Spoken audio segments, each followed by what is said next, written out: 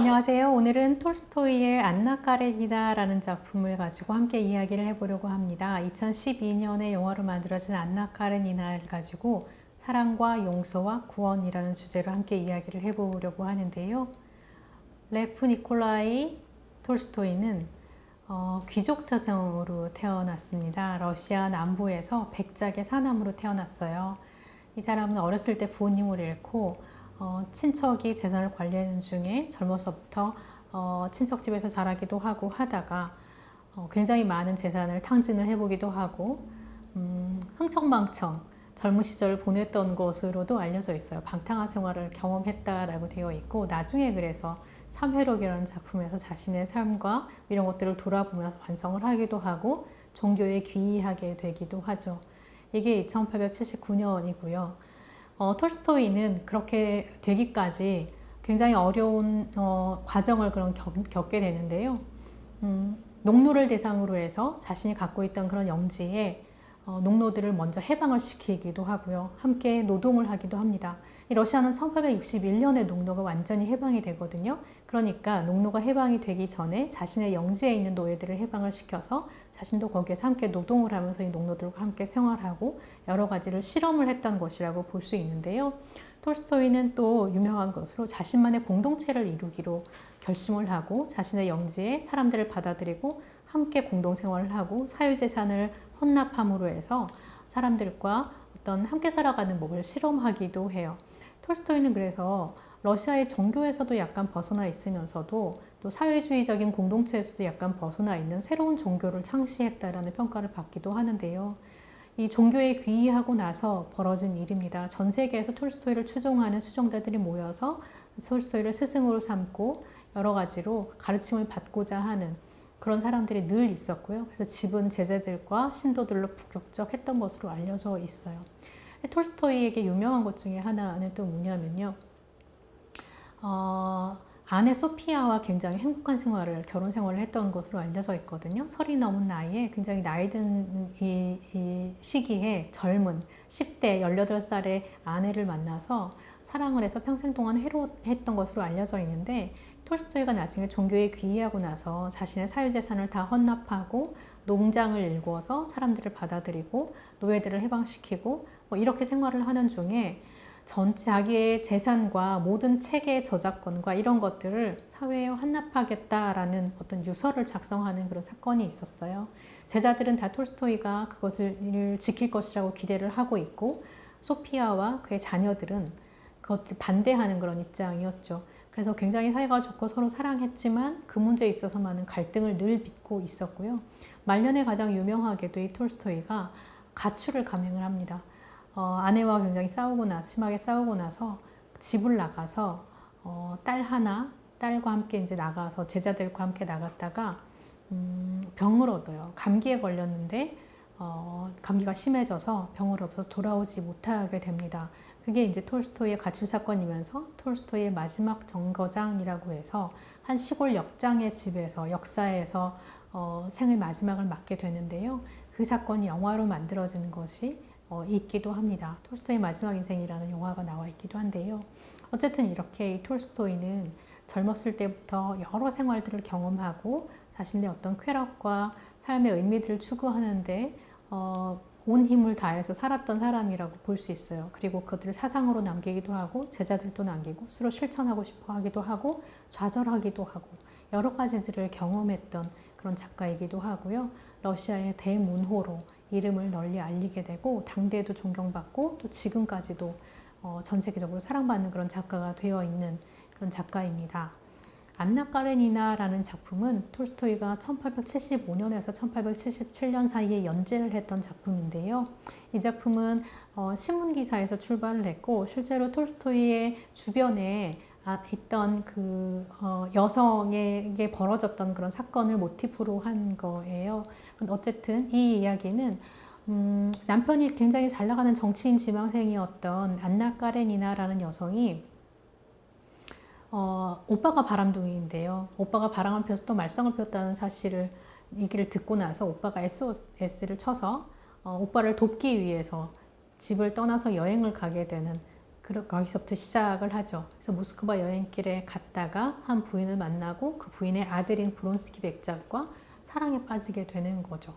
그래서 사랑 없는 결혼으로 정략 결혼처럼 정치인 남편과 함께 살다가 젊고 아름다운, 젊고 멋진 남성을 만나서 사랑에 빠지고, 그리고 나서 남편과 갈등을 갖게 됐고, 이런 이제 사건이 벌어지게 되는 거죠. 남편은 이혼해주기를 싫어하고 브론스키도 안나 까레니나와 결혼할 생각은 없어 보이고, 그 와중에 브론스키의 엄마는 다른 여자와 브론스키를 결혼시키려고 하고, 그래서 안나가 서서히 굉장히 예민해지고 어려워하다가 결국은 자살로 생을 마감을 하게 되는 굉장히 비극적인 이야기를 다루고 있습니다.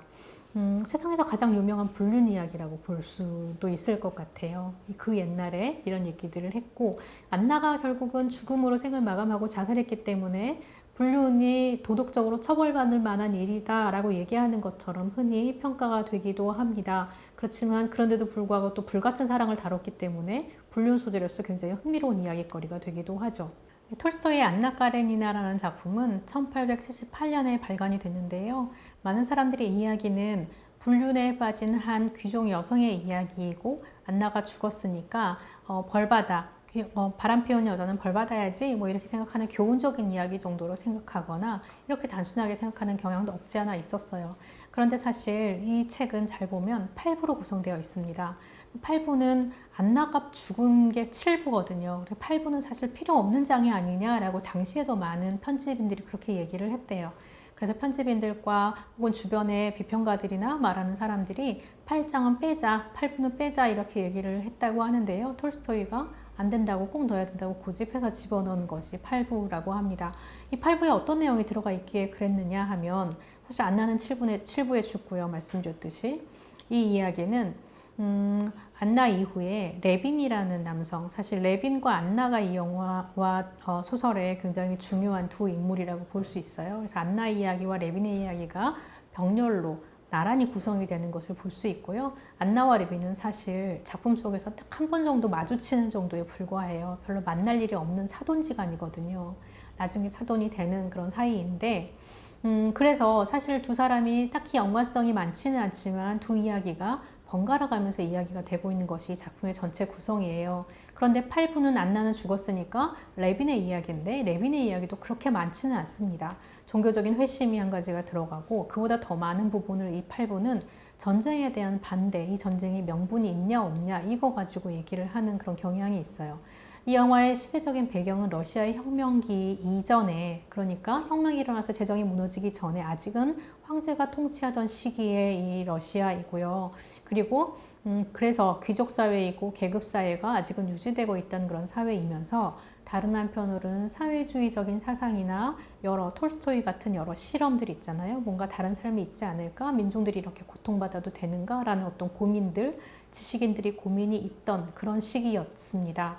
그래서 이런 고민들이 사실 8부의 주를 이루고 있고, 겉으로 보기에 만약에 안나를 중심으로 놓고 원톱 주인공으로 생각한다면 딱히 중요해 보이지 않는 이야기일 수도 있다는 거죠. 그렇지만 톨스토이가 이 시기는 굉장히 이 고민이 중요하던 시기였어요. 왜냐하면 1879년에 참회록이라는 작품을 쓰고 톨스토이가 회심하고 회심을 선언하고 이런 인지 배경이 벌어지는데요.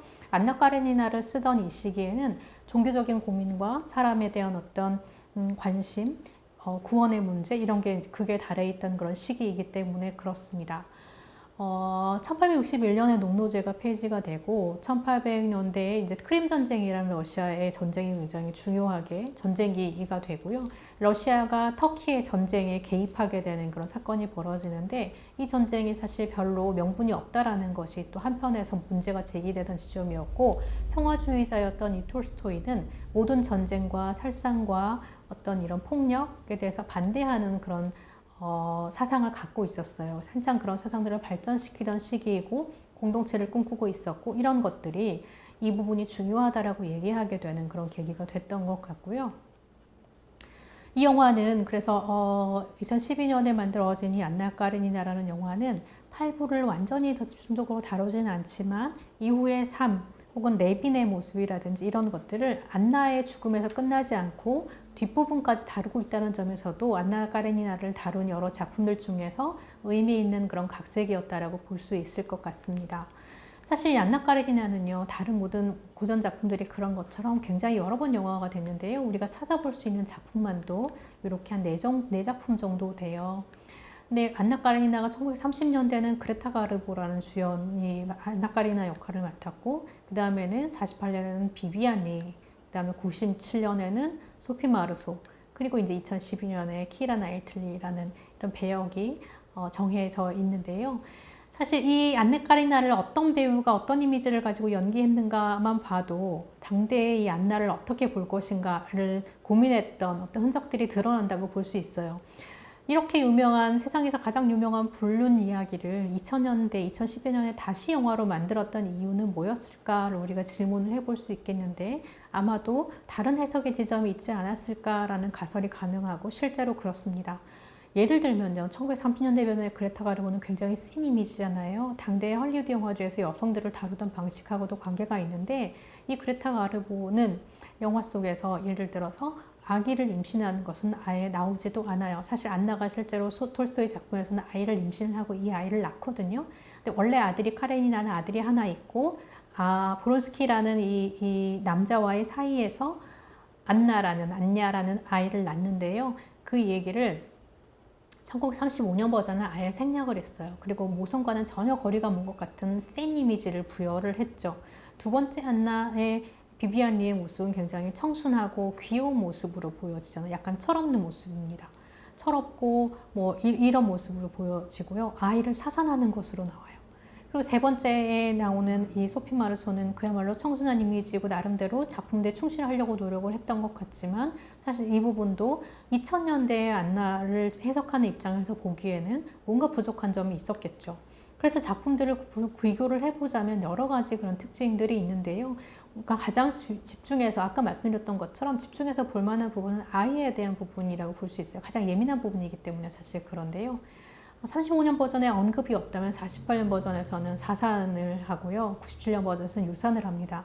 2012년 버전은 사실 이게 굉장히 못마땅했던 것 같아요. 그래서 어떻게 하냐면 딸을 출산을 해요.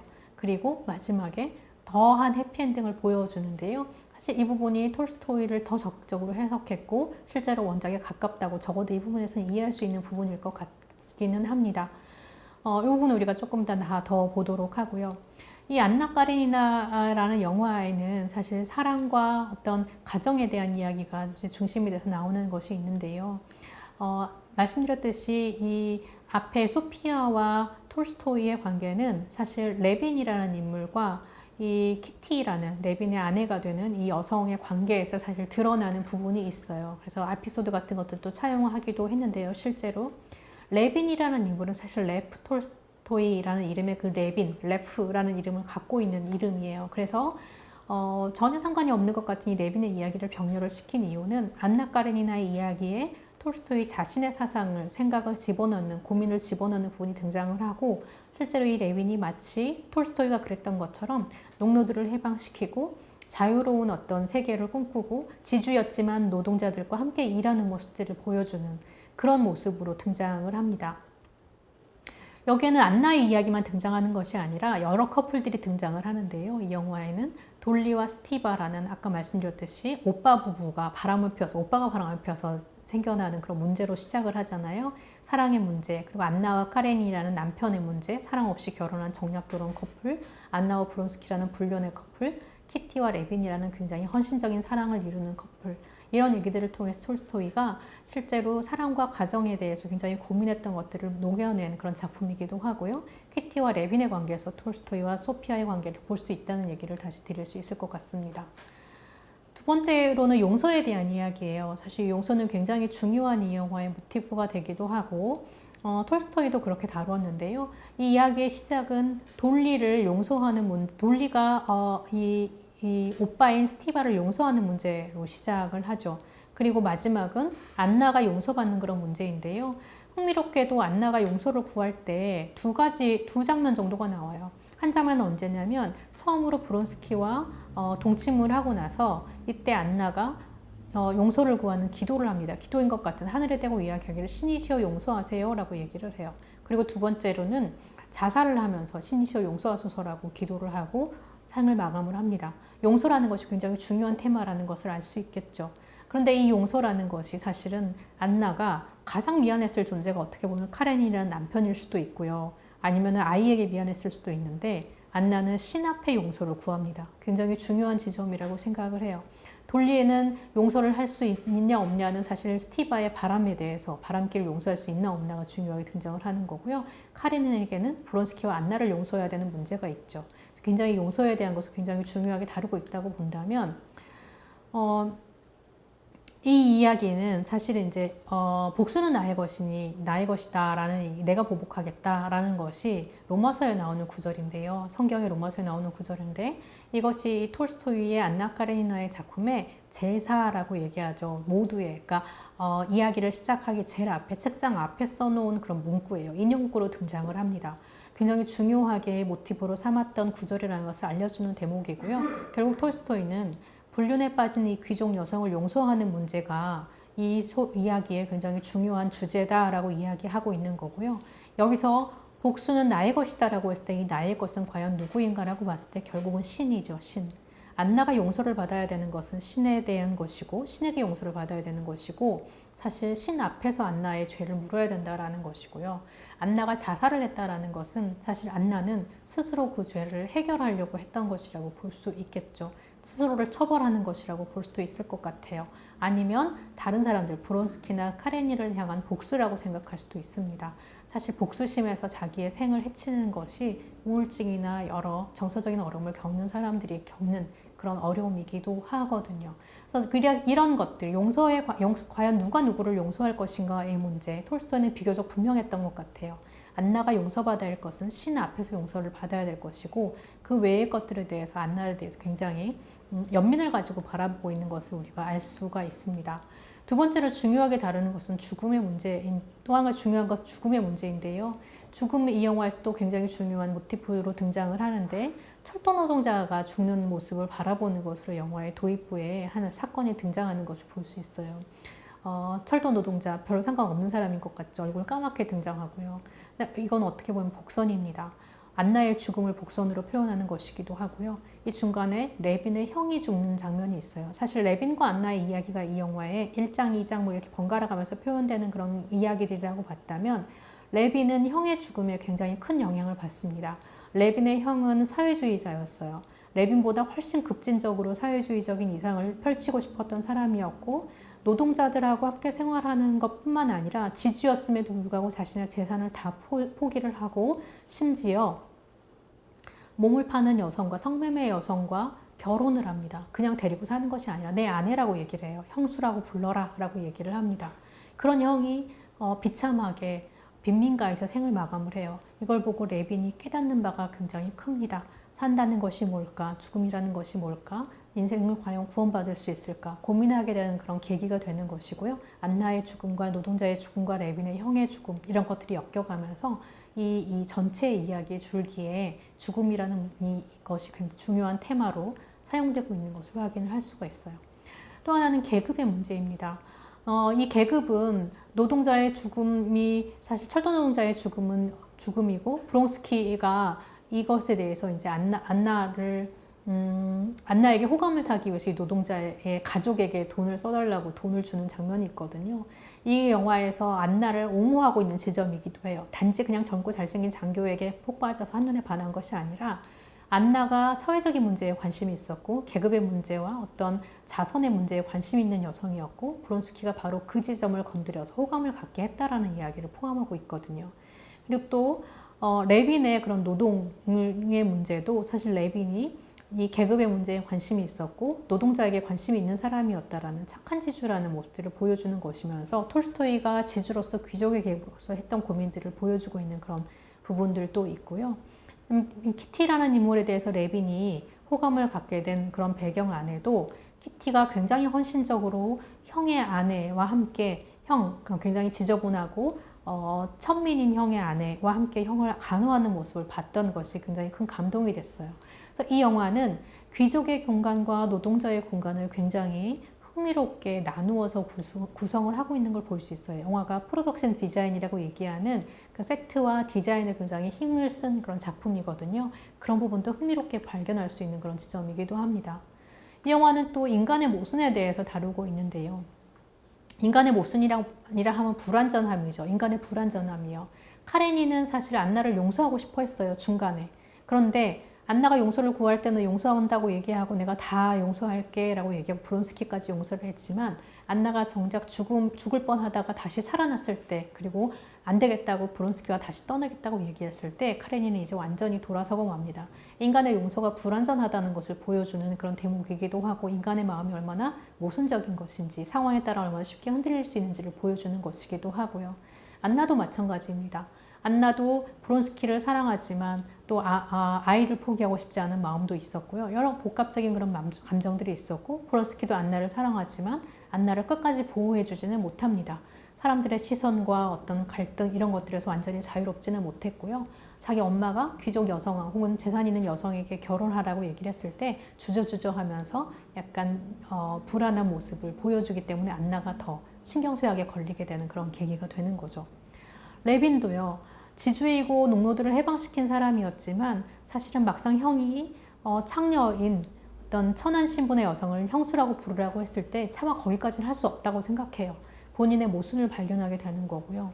농노들도 레빈이 해방시켜줘서 고맙지만 지주가 우리와 함께 노동하는 것은 불편하다고 얘기하는 완전히 자유롭지 못한 모습들을 보입니다. 게다가 더 가장 모순을 보이는 것은 당대의 귀족 사회인데요.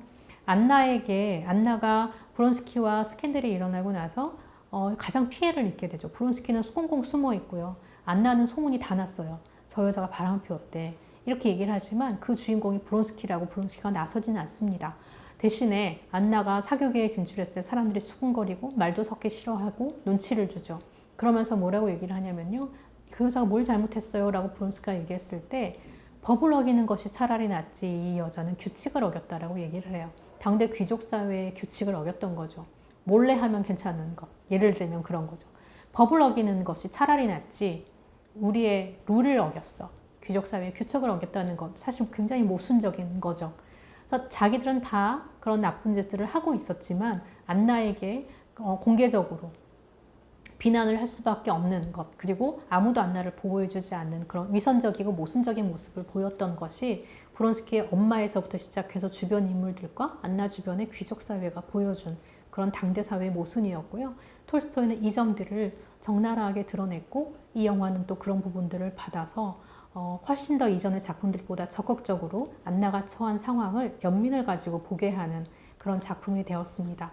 안나 카레니나라는 영화는 그래서 프로덕션 디자인을 통해서 시각적으로 이런 일들을 굉장히 잘 해내고 있는 걸 볼 수 있어요. 그래서 마치 뮤지컬이나 연극을 보는 것처럼, 공연을 보는 것처럼 영화를 구성을 해놨는데요. 여러 가지 면에서 볼만한 지점들이 많은 작품입니다. 이 영화가 가장 다시 이 영화를 만들어야겠다, 톨스토이 안나 카레니나를 다시 만들어야겠다라고 생각했을 것 같은 이야기는 사실은 이 마지막 결말 때문인 거라고 저는 생각을 해요. 마지막에 말씀드렸듯이 8부의 이야기에 레빈의 깨달음을 이 영화가 그래서 회심에 이르는 그런 과정을 생략하지 않았고요. 돌리의 가정, 돌리와 스티바, 오빠의 가정도 회복되는 것을 보여주고요.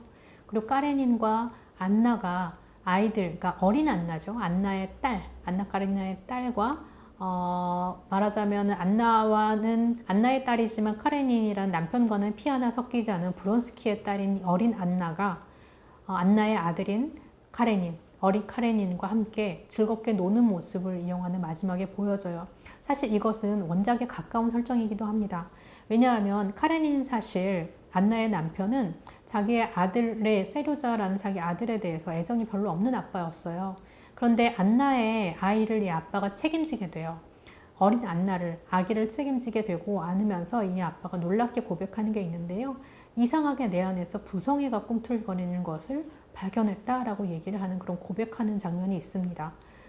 이전의 작품들에서는 이 부분을 다루지는 못했어요. 왜냐하면 아마도 불륜을 통해서 낳은 사생아를, 그 아이를 본 남편이 키운다라는 설정을 사실 많은 관객들이 용납하기는 어려웠을 것 같아요. 그래서 아이도 사실 숨겼어야 할 만큼 영화가 그렇게 각색을 했던 건데요. 조 라이트의 이 안나 카레니나라는 영화는 바로 그 지점을 훨씬 더 적극적으로 다루기로 한 것처럼 보입니다. 그래서 이 안나 카레니나의 마지막 장면은 굉장히 화사하게 해피엔딩인 것처럼 다루고 있는 것을 볼 수 있어요. 그래서 굉장히 화려한 모습이 보여지는데 그때 그 장면이 꽃밭에서 카레닌이 아이들과 함께 있고요. 카레닌이 책을 읽고 있고 아들과 딸, 안나의 사생아 딸이 함께 뒹구는 모습을 같이 노는 모습을 보여주고 있고 카레닌이 심지어 이 장면을 보고 굉장히 흐뭇하게 미소를 짓습니다. 해피엔딩이죠.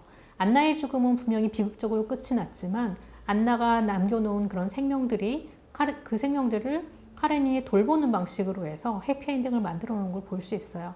사실 이 영화는 안나 까레니나를 굉장히 안나에 대한 위로로 만들어 놓은 작품이라고 생각해요. 복수는 나에게 있고 내가 복수할 것이고 내가 판단할 것인데 안나야 너는 왜 네 생을 그렇게 마감하기로 했느냐라고 얘기하는 것 같은 마치 그런 시각을 보여주는 것 같기도 하고 아이를 아빠가 키우는 것이 뭐가 문제냐라고 얘기하는 것 같기도 합니다. 그리고 톨스토이는 평화주의자였고 실제로 카레니나에게 그 아이들을 키우게 함으로 해서 그런 생각들을 구현해냈어요. 작품 속에서. 그러니까 우리가 생각하는 것보다 톨스토이는 훨씬 더 안나 까리나에서 안나에 대해서 연민을 가지고 돌보고 있는 모습을 보여주었다라는 것을 알 수 있는 그런 대목이기도 합니다. 그래서 이 영화는 많은 면에서 여러 가지로 긍정적으로 이 작품을 해석하면서 결국 안나가 왜 파멸했을까라고 얘기하는 그런 질문들을 던지게 하고요. 과연 그것은 안나가 욕망 때문이었나? 아니면은 사교계와 귀족 사회가 그를 받아주지 못했기 때문이었나? 무책임한 어떤 관계에 의해서 여성이 희생당한 것인가? 라는 생각들을 하게 만들고 이전 작품보다 훨씬 더 동정과 연민을 통해서 바라보게 하고 훨씬 더 생명을 사랑하는 관점에서 그리고 모두가 화해하는 관점에서 이 작품의 인물들을 바라보게 하는 구성을 취하고 있는 것을 볼 수 있습니다. 우리가 오늘은요 안나 까레니나라는 작품을 통해서 톨스토이의 어떤 생각과 사상과 회심 이전의 어떤 생각들, 고민들을 함께 알아봤는데요. 단지 불륜 이야기, 너무 유명한 불륜 이야기가 아니라 이 안에는 당대 사회에 대한 고발과 톨스토이의 종교적인 고민과 구원에 대한 생각과 아주 근본적인 죄에 대한 고민 그리고 신의 어떤 용서에 대한 고민들이 들어가 있다는 것을 함께 생각해보는 시간이었습니다. 이 작품을 다시 한번 영화로도 보시고 책으로도 보시면서 더 깊이 있는 톨스토이 세계를 만나보실 수 있었으면 좋겠습니다. 감사합니다.